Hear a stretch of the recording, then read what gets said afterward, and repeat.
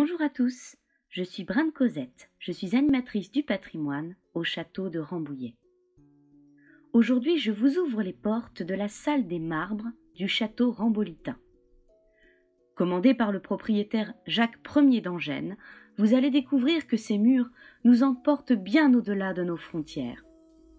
Ça tombe bien, c'est l'été et les vacances arrivent. Et qu'est-ce que les grands voyageurs ont toujours dans leur bagage ? Un carnet de voyage, bien sûr. C'est ce que je vous propose de réaliser par la suite en vous inspirant du décor étonnant d'une des plus anciennes salles du château. Cet espace a été réalisé tout en marbre par l'architecte Olivier Imbert, qui fera plus tard le château de Thoiry. On y observe tout un jeu de formes géométriques et de couleurs. Imbert fit venir du marbre rouge du Languedoc, blanc des Pyrénées et gris ou bleu turquin d'Italie. Remarquez aussi ce qui semble être des portes. Il s'agit en fait d'un trompe-l'œil obtenu par un jeu de formes et de relief. Cette salle s'inscrit finalement dans son temps, la Renaissance. Remontons le temps pour comprendre. La famille d'Angennes va posséder le domaine de Rambouillet dès le XIVe siècle, et ce, pendant plus de 300 ans. Quand Charles lègue à son fils le château, il a l'apparence d'une ancienne forteresse médiévale. Mais il va bientôt renaître sous une autre forme, car le monde est en train de changer. Un dénommé Nicolas Copernic écrit que l'homme n'est pas au centre de l'univers. En réalité, ce serait la Terre qui tourne autour du Soleil. Les hommes cherchent alors leur place et se rendent compte qu'il leur reste encore bien des choses à créer et à découvrir. Les seigneurs des royaumes d'Europe envoient les explorateurs à la conquête de nouveaux mondes. En 1492, l'Italien Christophe Colomb, au service du royaume d'Espagne, arrive aux Antilles. On dira qu'il a découvert l'Amérique. Puis, le Portugais Vasco de Gama part explorer l'Inde et son compatriote Magellan réalisera le premier tour du monde. Voilà une nouvelle ère qui commence. Les changements se remarquent même dans la façon de construire son habitation. Les Italiens s'offrent de belles villas. Ils s'inspirent des récits de l'Antiquité, mais aussi des sciences et de la géométrie. Jacques d'Angennes, à ce moment, est capitaine des gardes du grand roi de France François Ier. Quand notre roi quitte le pays, lui, c'est surtout pour aller faire la guerre en Italie.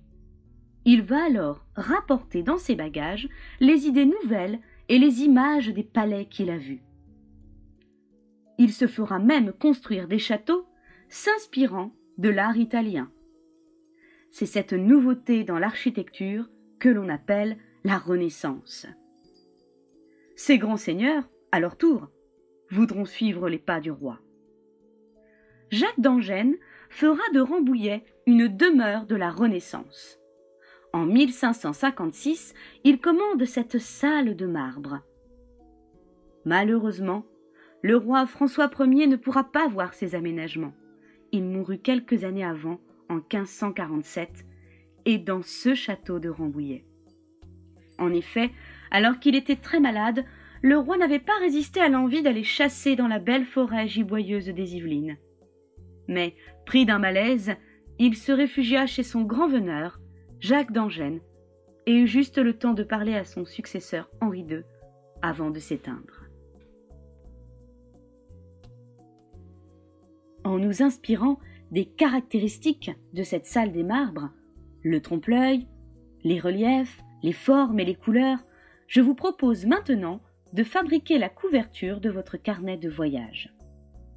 Pour cela, vous aurez besoin d'un cahier, de feuilles de carton, pour le relief, de feuilles de mousse fine et des photos des portes de la salle des marbres.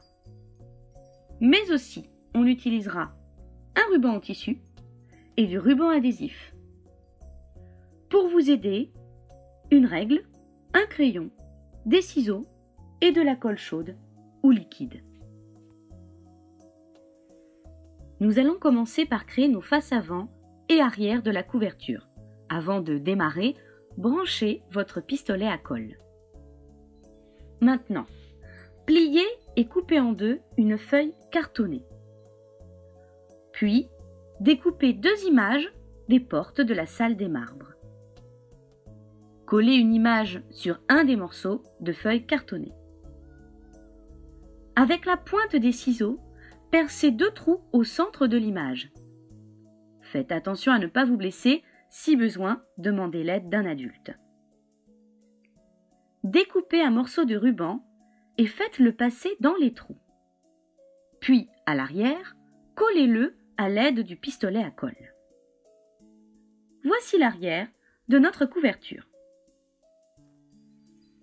Ensuite, collez la 2e image des portes sur le 2e morceau de feuille cartonnée.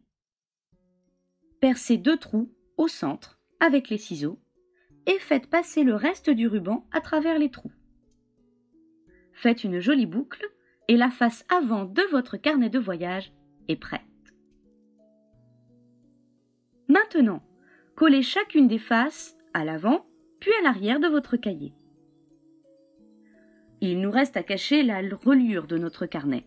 Déposez un ruban adhésif le long de votre cahier, puis repliez-le à l'arrière et coupez les morceaux de ruban adhésif pour les rabattre à l'intérieur. Le trompe-l'œil est prêt, ajoutons le relief. Dans les autres images imprimées de la salle de marbre, découpez les formes qui vous plaisent et collez-les sur du papier mousse. Puis, découpez le tout. Il ne vous reste plus qu'à bien observer le marbre pour replacer comme il faut sur la couverture vos différentes formes. Vous pourrez ensuite les coller et votre carnet de voyage Renaissance est enfin prêt. Aujourd'hui, à Rambouillet, il nous reste de la Renaissance que cette salle d'exception et l'escalier brique et pierre, noyau central du château. Ils sont les témoins de ce tournant architectural et culturel en Europe. Dans ces aménagements, Jacques d'Angennes conserva tout de même la grande tour médiévale de ses ancêtres, rebaptisée aujourd'hui tour François Ier. Elle est le symbole de la grande histoire du château de Rambouillet.